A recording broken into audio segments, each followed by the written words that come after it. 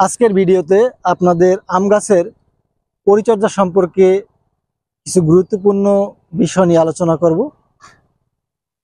এক হলো আম গাছে মার্বেল সাইজ হলে অথবা তার একটু ছোট হলেও কিছু পরিচর্যা করতে হয়। আর এখন যেই সাইজটা দেখতেছেন এটা কিন্তু মার্বেলের থেকে অনেক বড় হয়ে গেছে। এই অবস্থায় সাধারণত কি ধরনের পরিচর্যা করা যেতে পারে? এখানে আপনারা একটা ছত্রাকনাশক ব্যবহার করতে পারি, একটা কীটনাশক ব্যবহার করতে পারি।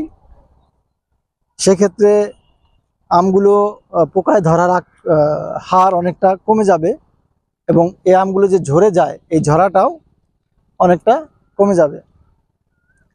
এই স্টেজে আপনারা ব্যবহার করতে পারেন ডাবল, অর্থাৎ ক্লোরিপাইরিফক্স এবং ইমিডাক্লোপিড জাতীয় গ্রুপের ঔষধ।